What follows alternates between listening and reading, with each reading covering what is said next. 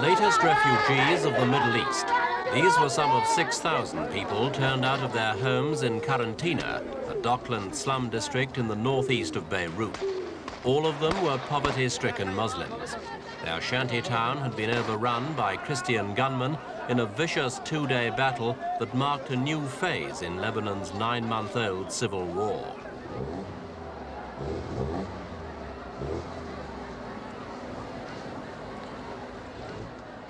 Young men were separated from their families and lined up to be told they'd not be allowed to return. Their area was to be totally demolished.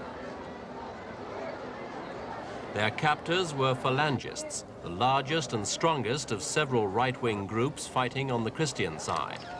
The taking of Karantina has served only to increase the bitterness and mutual hatred of Lebanon's opposing religious groups, a confrontation that's reached a new level of violence since the year began.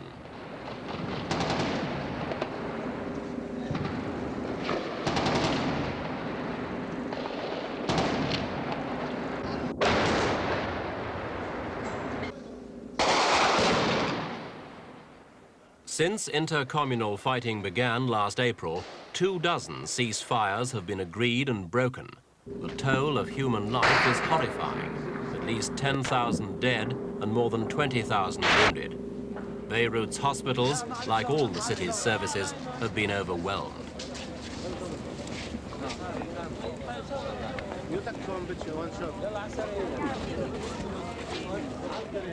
Beirut's image as the playboys' playground has vanished among the smoking ruins and rubble to which large areas of the city have now been reduced. Material losses are estimated at $5 billion, nearly 3 times the gross national product. 30 big factories destroyed, 4,000 businesses burned, 20 million letters piled up in the post. These are just a few of the statistics for Lebanon in the last 9 months.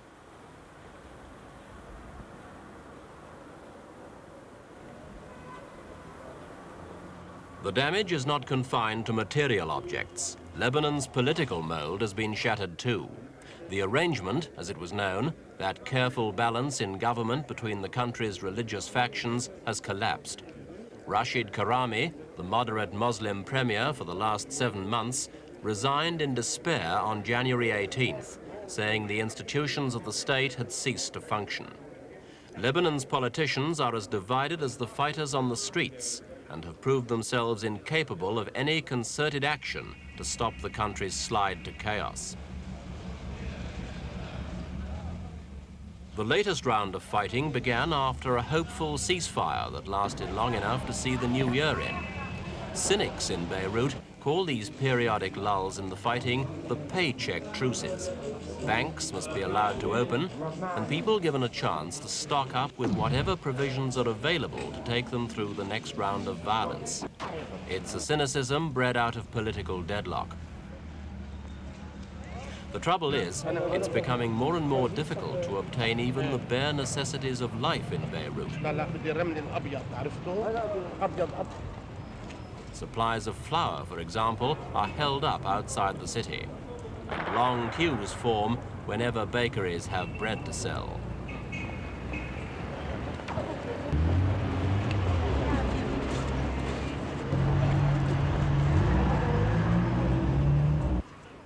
In a moment of New Year optimism, Beirut's streets rang to the chants of a peaceful demonstration as a group of Muslims staged their own protest against the fighting. The gesture was high on enthusiasm, but low on support. Few turned out to watch, and within a week, the streets were filled by the more usual and more deadly kind of action.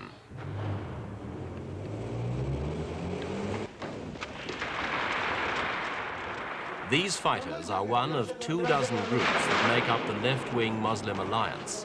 They're heavily armed with Soviet weapons, and they know how to use them.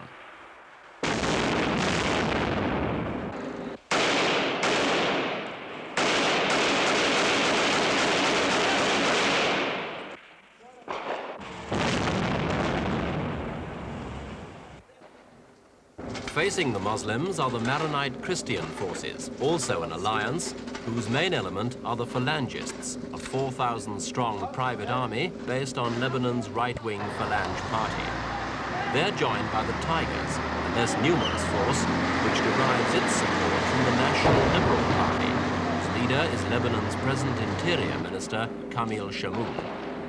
Many of the weapons used on the Christian side are American and European, purchased from independent arms dealers by rich Lebanese living abroad or by local Christian millionaires.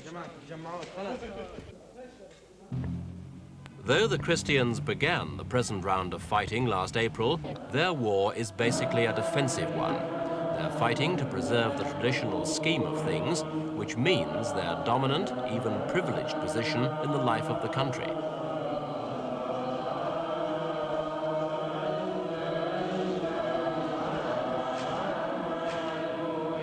The Christians were given their influence by the French colonial regime over 30 years ago.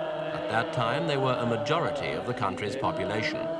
But today, they probably account for no more than 40% of Lebanon's people. And it's their resistance to Muslim demands for more power that's at the root of the present crisis. In the last 10 years, Muslim resentment has also been fueled by the Christians' view that Lebanon should be a Western-oriented country, that it should remain aloof from the Arab-Israeli conflict, and so be kept outside the mainstream of pan-Arab nationalism.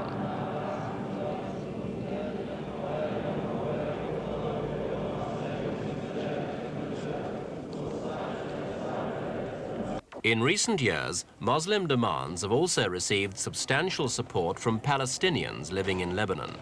When Jordan expelled the Palestinian guerrillas in 1970, many of them moved into Lebanon, whose southern border they could stage raids against Israel. There are now nearly 500,000 Palestinians in Lebanon, and reprisal raids against them by Israel have inevitably caused suffering and hardship for many Lebanese Muslims. The effect's been to forge a close community of interest between the two underprivileged groups, which in turn has attracted many Lebanese Muslims to the Palestinians' Marxist philosophy. The confrontation between poor left-wing Muslims and richer right-wing Christians became more and more sharply drawn, and in the latest clashes, the Palestinians called up reinforcements from neighboring Syria. This map shows the main strategic routes through Lebanon. At the height of January's fighting, the Palestine Liberation Army sent 4,000 troops down the road from Damascus to give vital support to Lebanese Muslims fighting around Zala and other areas in the east. Muslims now control the whole of the Bekaa Valley, the Beirut-Damascus Road, as well as some Christian towns south of Beirut. Little wonder then that the Christian fighter we spoke to saw the Palestinians as the root of the trouble. We are ready for a long battle, a long war. If the war will take 1 year, 2 years, 3 years, we are ready to fight. We are against the political compromises. We are against the political solutions. We are against the Palestinian because we think that the whole problem is the Palestinian. We have 450,000 Palestinians in Lebanon. This is our problem. I think that the solution is when we put out the Palestinian out of Lebanon. When the Palestinian will be out of Lebanon, our problem will be finished. We are against the partition of Lebanon. And we are fighting for Tripoli, for Saida, for Zahle, for Sur, as we are fighting for Ashrafi and for Zahle. We are not going to lose 1 inch of Lebanon, and we are going to break the hand of everyone who wants the partition of Lebanon. We are against... Partition has in fact become a key issue in the crisis. The Christians may deny they want it, and they may well mean what they say. But the fact is that the pattern of fighting in Beirut and elsewhere is already bringing it about. A de facto partition line already exists in the Lebanese capital. The present situation is shown on this map. The Muslims control West Beirut, including half the hotel area. The Christians are entrenched in the east, the dark striped area. Against this picture, The action at Karantina can be seen as a successful attempt by the Christians to remove an obstacle which had effectively stopped them linking their area with the Christian hinterland to the northeast. Palestinian camps to the south of the striped area are also under siege by the Phalangists. On a national scale, partition could look something like this: a Christian coastal enclave in which Beirut would be divided. The eventual southern border of this enclave is difficult to forecast. Christian communities presently exist south of Beirut, but their position seems daily less tenable. Although partition is increasingly discussed, not one Maronite leader has publicly supported it.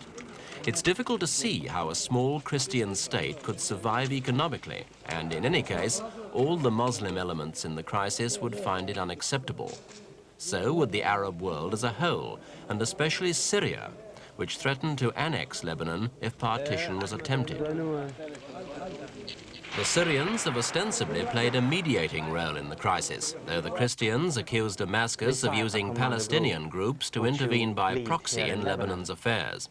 We put this to Zuhair Muzen, leader of Asaika, a Palestinian group closely allied to Syria. The truth is the contrary exactly. I think that Syria, Asaika, and all the Palestinian resistance movement are facing the other outside intervention in Lebanon. We are facing the American, the Egyptian, the Israeli intervention in Lebanon. It is clear and well known now that all the rockets which had been used by the Phalangists and their allies were of Israeli made.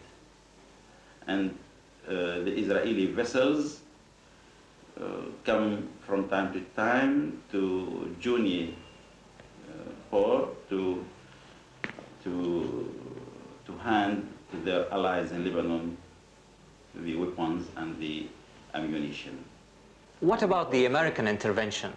It is clear that the Phalangists and the other fascist groups will not gamble in pushing the situation in Lebanon to that point unless they have the green light, the full green light from the United States.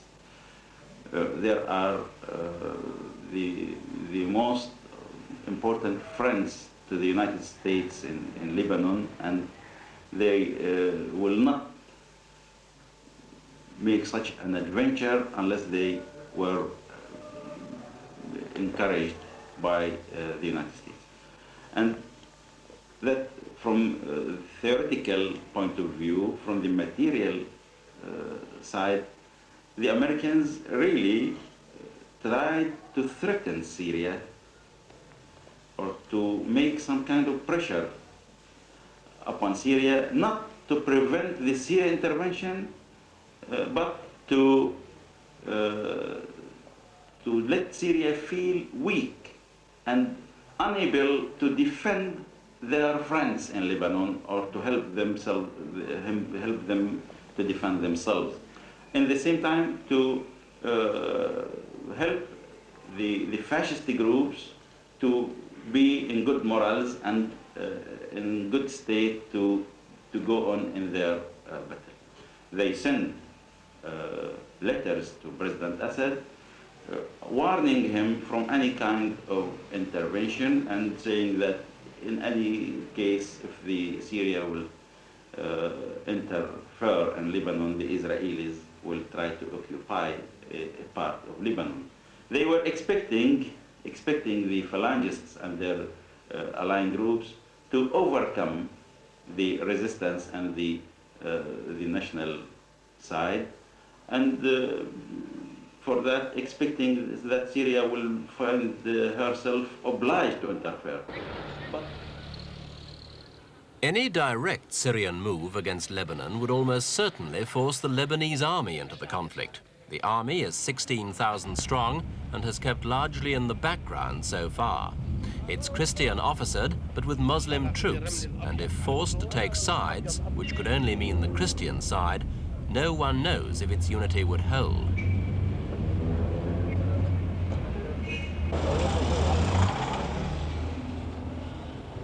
latest attempt to solve Lebanon's crisis is based on a Syrian plan to give Muslims and Christians an equal share of political power. It's been agreed in principle by Christian President Frangieh and Muslim leaders, and also has the backing of the Palestinians. But some Christian groups have rejected it, and it's far from certain that it will be enough to stop the fighting.